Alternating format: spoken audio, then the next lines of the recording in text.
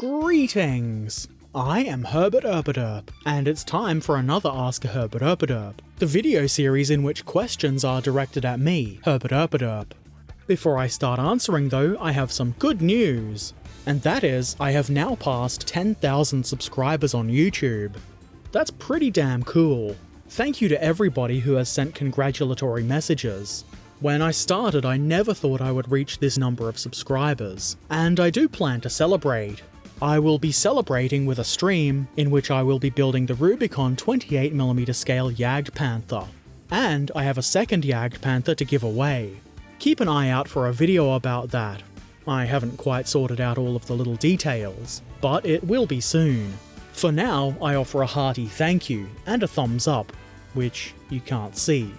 Let's get to the questions. First, a voice message from Major General Bunk. Greetings. How would you advise to deal with the minor anxiety brought on by such things as strenuous family matters and ugly politics seeping into the things I enjoy watching? Making models only seem to alleviate this to an extent. I don't think I really have the best advice for this, but I would suggest avoiding the source of the anxiety, which is a lot easier said than done. It can be hard to avoid family, though it is doable. You aren't actually obliged to spend time around people who make your life worse, even if they are family. Politics is harder to avoid because it's everywhere, it always has been. I'm obviously not qualified to be giving this kind of advice, and if it is becoming a problem, it might be a good idea to speak to somebody who is qualified. Maybe take some time and think about why these things are making you anxious, and see if there are things you can change, both in the way you think about things, and in the things and people around you. Probably not the best answer. I still have my own issues with anxiety and other such brain things, but hopefully it was a little bit helpful. On to the text questions. SpaceFan247 said, "Why don't you also stream on YouTube and Twitch at the same time? I think it's possible." It is definitely possible. You can, if you want, stream to both YouTube and Twitch, and also Mixer if you want, at the same time. It's also against the terms of service, at least on Twitch. It's probably not likely that they would even really care I was doing it, but I would someday like to be a partner on Twitch, and TOS violations don't really seem helpful with that. That said, I do have other reasons. One is that I don't want everything I do to be contained on YouTube. Obviously streaming to both wouldn't be containing everything to YouTube, but I think you know what I mean. It's kind of like how I prefer Patreon to YouTube's members thing. As soon as YouTube decides what I do is unacceptable, I would have nothing. Also, to me, it seems like a bit of a pain in the arse to try streaming to 2 or more services at once. It's adding more points of failure, and things I would have to make sure are working. It also doubles the chat windows I would have to pay attention to. Personally, I find it kind of annoying when a streamer has multiple chats, and they're talking to somebody whose responses I can't see. For example, if somebody says something funny, I usually won't have a clue what it is because I can't see it. And streaming is meant to be an interactive sort of experience, and I don't want to stream in a way that I wouldn't watch myself. Also, I just prefer Twitch for streaming, both watching and streaming myself. I guess that was a bit of a rambling answer, wasn't it? Skeletor said, "Which camera do you use for your modelling videos?" The camera that's built into my phone, which at the moment is a Galaxy S9. It's a pretty reasonable camera in my opinion. I would kind of like to get a better standalone camera, but that would also be expensive, and the size and weight of a phone is pretty hard to beat. Less stuff in my face when working on models is obviously better, plus you can use a phone for other stuff as well. Graph Pudding said, "Do you like Marmite?" Nope, not at all. I don't like Vegemite either, nor Promite. I wonder if there is any kind of mite that I do like. Probably not. John Tell said, "If you wanted the challenge, would you build any larger scale models such as 1/35th? I feel like you haven't been paying attention. I've built a number of 1/35th scale kits, the most recent being the VK4502P in May. The reason I don't do those more often is, as I've said a few times, they take longer to build, and because they're a lot bigger than, say, 28mm scale, I can't store as many of them before running out of space. I'm currently working on an AFV Club Australian Centurion 5-1 which is in 1/35th scale. Patrons are able to check out a photo blog thing as I work on it. I'm happy to work on that kind of model in small chunks when I have an hour or so free. Once I start rushing to meet arbitrary deadlines, it stops being enjoyable, and then what's the point? Garrus909 said, if you had an expense-paid trip to another country, where would you go and why? Me personally, I would like to go to the UK and see Bovington Tank Museum. The UK for Bovington would be my answer too. I think the reasons are obvious. But also there would be a lot of other really cool museums and historical things to see. What I would really like to do is tour significant World War II sites, but that would obviously involve travel across multiple countries, so it's not really an answer for this question. But that would be amazing. I'll be doing that if I ever become rich, right after buying a castle. I would actually really like to go to Canada too. I've got a good amount of friends there and I think it would be pretty nice. Canada obviously doesn't have Bovington though. The Vika said, what is something you wish more people knew about Australia? I feel like a lot of people have the impression that Australia is a wild Mad Max-like place full of stupid people. And we do have a lot of stupid people. I guess what I would like people to know is that a lot of important inventions come from Australia, like the refrigerator, pacemaker, black boxes for planes, the ultrasound, cochlear implants, Wi-Fi, and a whole bunch more that I can't think of off the top of my head. The problem is, Australia really does have a high percentage of short-sighted morons, so a lot of scientists, research and inventions quickly go overseas where people are willing to invest in them. While we're here, and I mean the royal we, are selling our land to massive mining companies from overseas because they'll give us jobs, which isn't true. Anyway, Ratto said, are facehuggers native in Australia? No, facehuggers are from space, though I can see why you might think they're from Australia. Name Redacted said, what is your favourite Australian vehicle? I don't know if you mean vehicles only designed and built in Australia or stuff from everywhere else that we've used. Also, I don't know if you mean like tanks or just vehicles in general.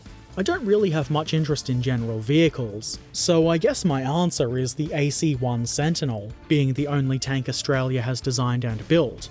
It's also very sensible. If you mean vehicles Australia has used that came from elsewhere, I think I would choose the Centurion, because Centurions are cool. General Spade said, can you tell everyone about the drop bears, since they're so interested in Australia? Yeah, drop bears are fake. Absolutely non-existent. It's something we talk about to scare gullible tourists. You'll be perfectly safe from drop bears here. Maybe. I could be lying to appease the drop bears. I'm probably not, but I could be. All I know is they won't be eating me. Colonel Paul Do Not Even Try Gama said, what is your favourite brand of beer? Mine has to be Stella Artois. Free. Free is the best beer. Okay, that's not a brand, but free beer always tastes better, unless it's 4X Light or something like that. Actually, I'm not really picky about beers, and I've barely drank any beer at all in the last few years. I'll usually choose whatever low-carb beer the place I'm at offers, and if there are multiple, the cheapest. Cheap is relative though. If I'm at a place that sells beer, it's usually a gig, and then the beers are like $8 or $9 each, which I think is a complete waste of money. I used to get Pure Blonde quite a bit. I'm not sure if it still exists or not, but it probably does. If I had to pick something alcoholic to drink right now, I think I would actually choose cider. Probably one of Recorderlig's low sugar varieties. Duncanuva said, if you do a Q&A, will you have patrons, if they want, voice the questions, and if so, will you do it live on Twitch, then upload it to YouTube? I already do a Q&A where patrons can voice questions. It's called Ask a Herbert Erpaderp. You might have heard of it. I don't plan to do any live Q&As because I like to sometimes be able to ponder on my answers. Also, I don't think very many people would watch at this stage. I think Ask a Herbert Erpaderp works better how it is now. That said, I won't rule anything out. I might at some point decide to do a live Q&A and that would be on Twitch, and then maybe edit it and put on YouTube. Also, people are more than welcome to ask questions on my live streams, so I suppose in a way they're already kind of a Q&A.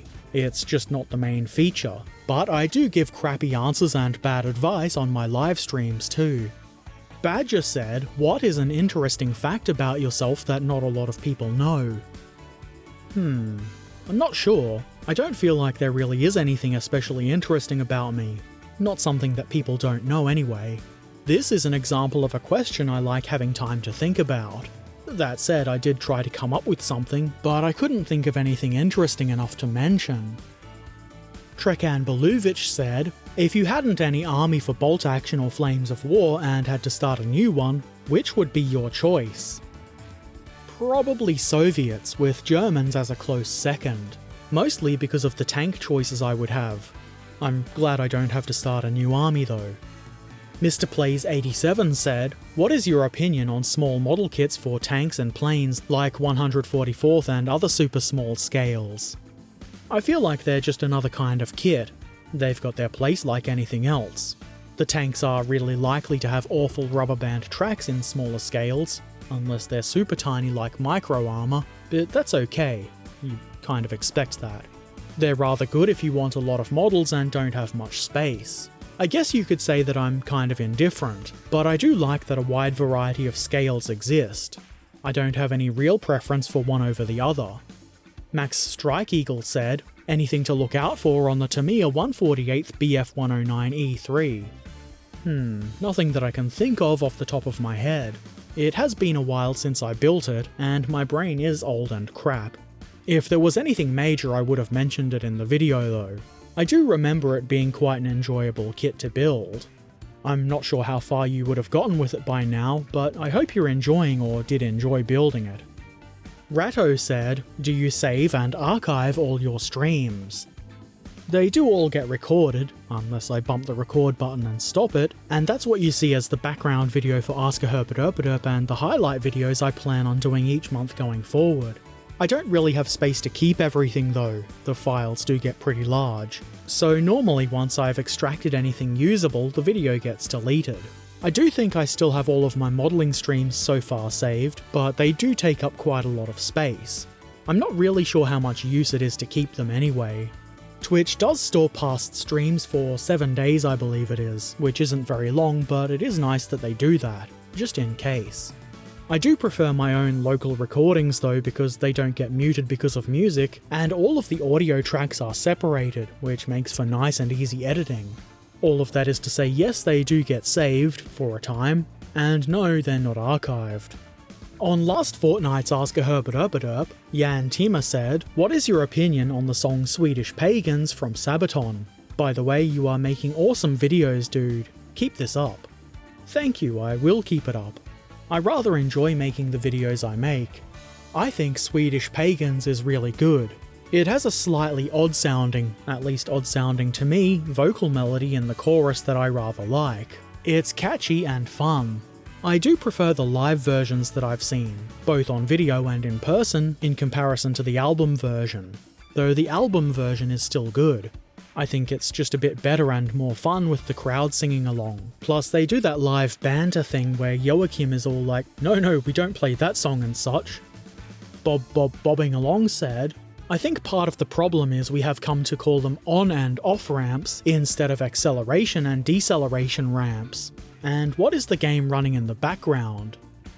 You know, I think you're onto something with that. If they were more descriptive in their naming, maybe people would know how to use them properly. Or maybe that's just a little bit optimistic. I guess we can't really know for sure unless we rise up and change the name of on and off ramps. Who's with me? Nobody? Oh well. Also, the game in the background was Workers and Resources, Soviet Republic. It's pretty fun, and I do stream it every now and then if you would like to check it out sometime.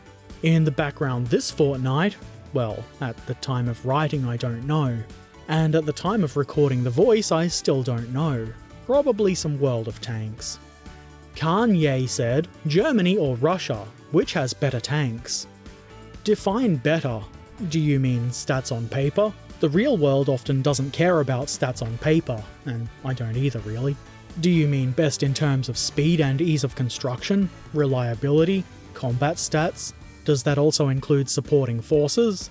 Also when? Do you mean now? During World War II? At which point during World War II? The question is a bit too vague, and it assumes that tanks exist and operate in a vacuum, which they don't. It sounds like something that would require an exhausting amount of work to begin answering. Too exhausting for me. That's it for the questions this fortnight. It is now time to check out some of the modelling work that has been shared by our glorious Discord community. First up, Cartool shared this German dingo. This isn't the kind of dingo that will eat your baby, but that doesn't make it any less dangerous. It could still run over your baby. I rather like the mud effects you've done on this. They are quite convincing. I've no idea about the scale or maker of this model, but you've built and painted it really well. Keep up the good work. Hope for the Best shared this little diorama. Or is it intended as a terrain piece? Or both? Either way, this is a crashed Boeing 727, and it's in 144th scale. I believe it has been painted to represent a Lufthansa plane. Hope for the Best has been wanting to build something like this for a while, and I'm really glad you did. It's very cool. Helmut, aka Blitzkrieg, shared this little diorama featuring some unsuspecting American vehicles that are about to be ambushed by a sneaky Panzer IV. Very cool. Sunny Deezy shared this Die Waffenkammer Panther, saying this is probably his favourite model at the moment. It's pretty cool. The model looks pretty decent. The paint job is pretty good too. I rather like that shade of green. If I had one complaint though, it would be that you've missed between the tracks. Probably not really visible unless you're shining lights in there, and it's good work anyway. Keep it up. Sneaky Zaku shared his first Churchill, which has been named Iron Brand. Very nice work. I do like me some Churchills, and this one looks great.